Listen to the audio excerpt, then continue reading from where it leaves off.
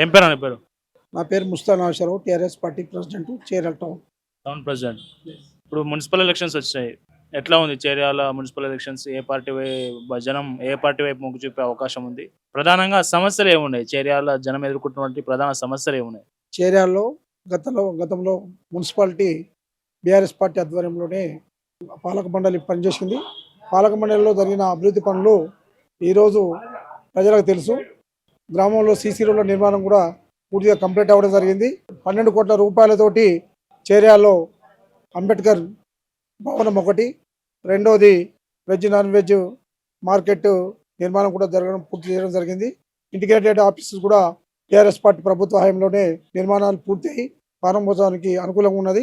రెండోది చేర్యాల్లో 30 పడకల ఆసుపత్రి కూడా బీఆర్ఎస్ పార్టీ ప్రభుత్వంలోనే నిర్మాణమై ఆల్రెడీ ప్రారంభోత్సవం కూడా మా గౌరవ ఎమ్మెల్యే పల్లెరాజేశ్వర రెడ్డి గారి చేతుల మీదుగా చేయడం జరిగింది. ఇప్పుడు ఇంతవరకు బీఆర్ఎస్ పార్టీ ప్రభుత్వం మాత్రం చేసిన పనులు మాత్రమే ఉన్నాయి. కాంగ్రెస్ పార్టీ అధికారం వచ్చి 2 సంవత్సరాల్లో ఒక తట్ట మట్టి పోసింది లేదు, ఒక నిర్మాణమైన చేసింది లేదు. పూర్తి స్థాయిలో నిర్వీర్యం చేసింది చేర్యాల పట్టణాన్ని. వాళ్ళ అధికారం వచ్చినాక ఎలాంటి డెవలప్మెంట్ లేదు, ఎలాంటి ఫండ్స్ కూడా పాలక వర్గానికి వాళ్ళు అందించలేకపోయారు. ప్రభుత్వ పరంగా నిర్మాణాలు మాత్రం పూర్తిగా ఇవరకు ఉన్న టీఆర్ఎస్ ప్రభుత్వంలో ఉన్న నిర్మాణాలు కూడా పూర్తి కాకుండా వీళ్ళు ఫండ్స్ దానికి కేటాయించలేకుండా వాటి నిర్మాణాలు కూడా మధ్యంతరనే ఆగిపోవడం జరిగింది. టోటల్గా ఈరోజు ఇంటిగ్రేటెడ్ ఆఫీస్ విషయానికి వస్తే కనీసం వాటిని పూర్తి చేసే స్థాయిలో కూడా ఇప్పుడు ప్రభుత్వం లేదు, కాంగ్రెస్ ప్రభుత్వం. అప్పటి నిధులతోటే బీఆర్ఎస్ పార్టీ అందించిన నిధులతోటేనే పనుల నిర్మాణం పూర్తి అయింది. ఇప్పుడు ఒక్క విషయం ప్రధానంగా చెప్పండి.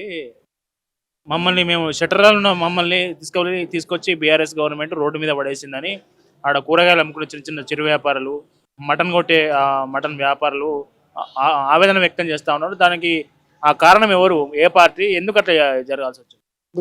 ఎవరైతే కార్మికులు ఉన్నారో చికెన్ సెంటర్ వాళ్ళు కానీ, లేకపోతే కూర వెజ్ నాన్ వెజ్ వాళ్ళ విక్రయించుకునే దారులకు అన్యాయం చేయాలనేది బీఆర్ఎస్ పార్టీ ఉద్దేశం కాదు. వాటి స్థలంలో పక్కా భవనాలు నిర్మించాలనే ఉద్దేశంతో అప్పటి ఉన్న బీఆర్ఎస్ పార్టీ పాలక వర్గం, మున్సిపాలిటీ పాలక వర్గం నిర్ణయం తీసుకున్నది తప్ప వాళ్ళను మొత్తంలో అక్కడ వాళ్ళకు నివాసం లేకుండా చేయాలనేది ఆలోచన కాదు. వాటికి నాన్ వెజ్ వెజ్ అనే పక్కా భవనాలు నిర్మించాలనే ఆలోచనతో చేసిందే తప్ప ఇక్కడ బీఆర్ఎస్ పార్టీ చేసిన తప్పు కాదు. ఆ లోపలనే గవర్నమెంట్ చేంజ్ అయింది కాబట్టి పాలకవర్గం వాళ్ళు పనిచేయలేకుండా పోయినారు. 2 సంవత్సరాల నుంచి ప్రభుత్వము దాని గురించి పట్టించుకోలేకపోతే మా గౌరవ ఎమ్మెల్యే పల్లెరాజేశ్వర గారు స్వయంగా దానికోసం నిధులు కేటాయించి ఈ మధ్యనే దానికి శంకుస్థాపన చేసి నిర్మాణాలకు మరీ తిరిగి నిర్మాణం చేయడానికి బీఆర్ఎస్ పార్టీ నాయకత్వంలో మా ఎమ్మెల్యే గారి చొరవతోనే పని ప్రారంభమైంది. సరే, ఈ విషయం మీరు సమాధానం చెప్పారు కరెక్టే, కానీ పశువుల అంగడి ప్రతి మంగళవారం ఉండేది, ఇప్పుడు అంగడి ఎందుకు జరగట్లేదని టౌన్ ప్రజలు ప్రశ్నిస్తూ ఉన్నారు. ఏం చెప్తారు బీఆర్ఎస్ నాయకులు, ఏం చెప్తారు దాని గురించి? ఈరోజు ఏదైతే టౌన్ పెద్దగా అవుతున్న సందర్భంలో పశువుల అంగడి అన్నది వాస్తవానికి మత్తడి వద్ద ఉండే, అది గ్రామ పంచాయతీకి సంబంధించిన ల్యాండ్ కాదు. అది గ్రామ ప్రజలందరికీ తెలుసు. అది పట్టా ఎవరి పేరు మీద అయితే ఉన్నదో ఆ పట్టా వాళ్ళ పేరు మీదనే ఉన్నది.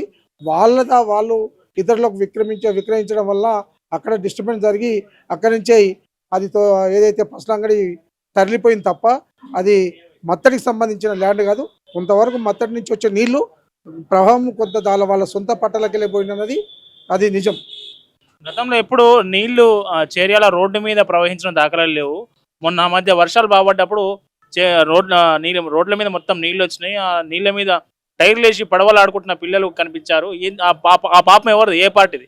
గతంలో 1990లో కూడా చేర్యాల పరిస్థితి అదే. మొన్నటి జరిగింది అన్నది కాదు, చేర్యాల ఎవరి పాపం కాదు. అక్కడ ఉన్న ఎప్పుడైతే ఆ చెరువుకు సంబంధించిన నాలాలు కానీ లేకపోతే కాలువలు కానీ ఇప్పుడు చేర్యాల డెవలప్మెంట్ అయింది, బాగా నిర్మాణాలు జరిగినాయి. నిర్మాణాలు జరగడం వల్ల కాలువలు మూసుకుపోవడం వల్ల నీరు అన్నది రోడ్డు మీదకి వచ్చి ఎక్కడ ఖాళీ ప్లేస్ ఉంటే అట్లా ప్రవహించింది తప్ప ఇక్కడ ఏ ప్రభుత్వమో చేసింది కాదు. ఎదురంగా వెంచర్ పడ్డది, కేపీఆర్ వెంచర్ అని ఒక నిర్మాణం జరిగింది. అక్కడ అన్ని భవనాలు వచ్చినాయి. దానివల్ల ఉన్న నాళాలు అయితే మూసుకుపోయినాయి కాబట్టి ఆ నాళ్ళ ద్వారా నీళ్లు పోకుండా అయింది కాబట్టి ఆటోమేటిక్గా అవి వాటర్ అన్నది రోడ్డు మీదకి వచ్చి రోడ్డు మీద ప్రవహించింది తప్ప ఇది గతంలో 1990లో కూడా అదే జరిగింది, మొన్న కూడా అదే జరిగింది. ఇది మా బీఆర్ఎస్ పార్టీ చేసిన పాపం కాదు. అది వర్షం వస్తే దాని సోర్సెస్ లేవు నీళ్ళు పోవడానికి, ఎందుకంటే నిర్మాణాలు జరిగినాయి కాబట్టి అలాంటి నిర్మాణాలకు అడ్డగోలుగా పర్మిషన్లు ఇచ్చింది మీ హయాంలో కదా? టీఆర్ఎస్ ప్రభుత్వం అంతకుముందు కూడా పాలకవర్గము ఏదైతే మున్సిపల్ పాలకవర్గంలో అటువంటి ఇల్లీగల్ కన్స్ట్రక్షన్కు మా పాలకవర్గం ఇవ్వలేదు. గతంలో ఉన్న గ్రామ పంచాయతీ వాళ్ళది అంటే పాలక మండలి చాలా ఉండే, అలాంటప్పుడు జరిగింది తప్ప ఈ 5 సంవత్సరాలు నిర్మాణం ఇచ్చి ఆపింది ఏం లేదు దాని విషయంలో. కుడి చెరువు మొత్తం కబ్జాలకు గురై అటు ఏదైతే గాంధీ సెంటర్ కావచ్చు, బస్ స్టాప్ కావచ్చు, మొత్తం వాటర్తో నిండిపోయిన పరిస్థితి కనిపిస్తా ఉంది. వర్షం పడితే చాలు ఈ మొత్తం రోడ్డు మీద నీళ్ళు వస్తూ ఉంది. దానికి సమస్య కారణం ఏంటి? దానికి ఎవరి వల్ల అది అట్లయింది?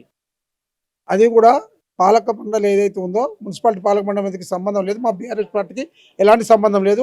అప్పుడు గతంలో ఉన్న అన్ని పార్టీలకు తెలుసు అక్కడ జరుగుతున్న తప్పిదాలు.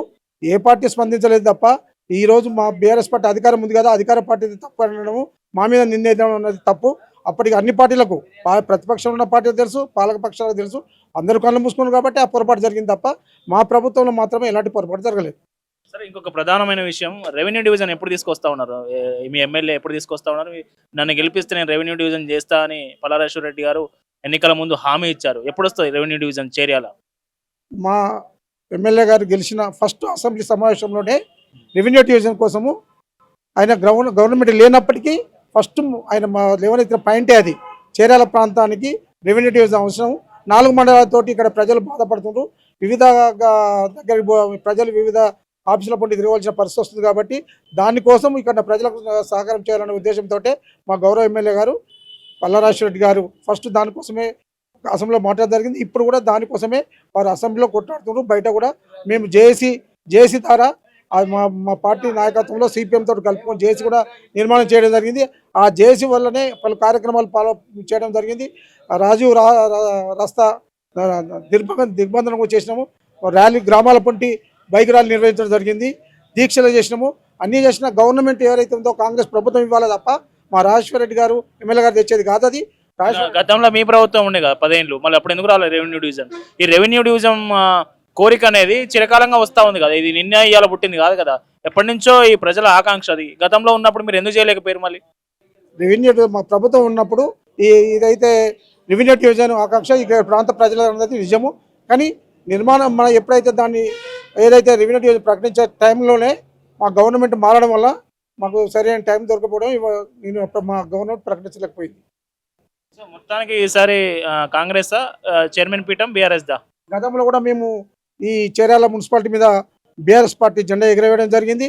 ఈసారి మున్సిపాలిటీ కూడా అత్యధిక సీట్లతోటి 12 సీట్లలో దాదాపు 10 సీట్ల దాకా మేము గెలుచుకొని తిరిగి మా చైర్మనే మేము మున్సిపాలిటీ కైవసం చేసుకోబోతున్నాం. సరే, కౌన్సిలర్లు ఈక్వల్గా గెలిస్తే కొంతమంది కౌన్సిలర్ మీ దగ్గర తీసుకొని చైర్మన్ పదవి దక్కించుకున్నారు. లేదు, బీఆర్ఎస్కు కాంగ్రెస్కు ఈక్వల్ కౌన్సిలర్ సీట్లు వచ్చినాయి అనేది కాంగ్రెస్ నాయకులు చెప్తా ఉన్నారు. ఏం చెప్తారు దానికి సమాధానం? గతంలో కాంగ్రెస్కు 5 బీఆర్ఎస్కు 5 వచ్చినాయని వాస్తవము.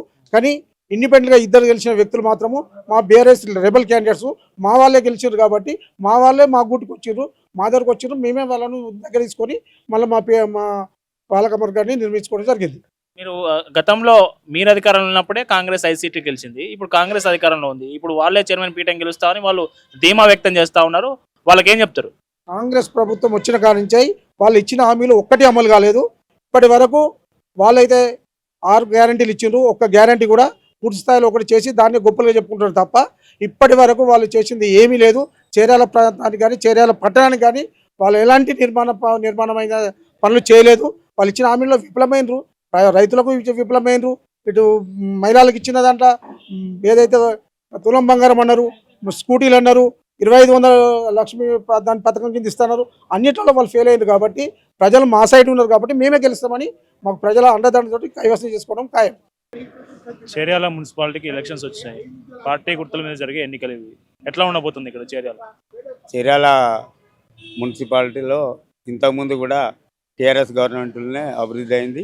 మొత్తము కాంగ్రెస్ వచ్చి 2 సంవత్సరాలైనా ఎక్కడ ఏ వార్డులో కూడా ఏం పని చేయలే. మొత్తం 12 వార్డులలో టీఆర్ఎస్ చేసిన పనులు మాత్రమే ఉన్నాయి. మళ్ళీ ఇంటిగ్రేటెడ్ ఆఫీస్ కూడా మాయంలోనే జరిగింది. ప్రభుత్వ ఆసుపత్రి కూడా మాయంలోనే నిర్మాణం జరిగింది. మార్కెట్ కూడా మొన్ననే ఎమ్మెల్యే గారు వచ్చి శంకుస్థాపన చేయడం జరిగింది.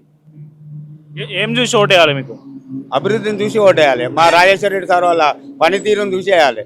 అధికార పార్టీ కాంగ్రెస్ నాయకులు ఎక్కడ ఏం చేయలే. ఎక్కడన్నా ఏమైనా చేసినట్టుంటే వాళ్ళు చెప్పొచ్చు. మా హయాంలో కేటీఆర్ ఇచ్చిన ఫండ్తోటే ఇక్కడ డెవలప్ అయింది తప్ప వాళ్ళు వచ్చిన తర్వాత ఒక్క పని కూడా కాలే, ఒక్కటి కూడా కాలే. రెవెన్యూ డివిజన్ చేస్తామన్నారు, చేయలేదు.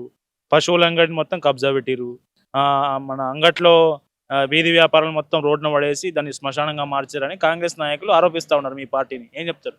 పశువుల అంగడిని కబ్జా అంటే ఎవరైనా ప్రైవేటు వ్యక్తులు కబ్జా చేసుకుంటే కబ్జా అంటారు దాన్ని. పశువుల అంగడి గవర్నమెంట్ ప్లేస్లోనే ఉంది, అది అంగడి బజార్లోనే ఉన్నది.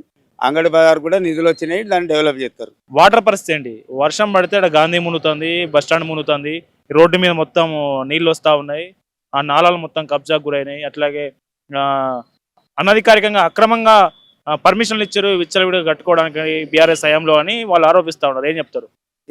ఈసారి వర్షాభావం ఉండుట్లా అన్ని టౌన్లు మునిగినాయి. దాంతోపాటు చీరాల టౌన్ కూడా వాటర్ వచ్చినాయి.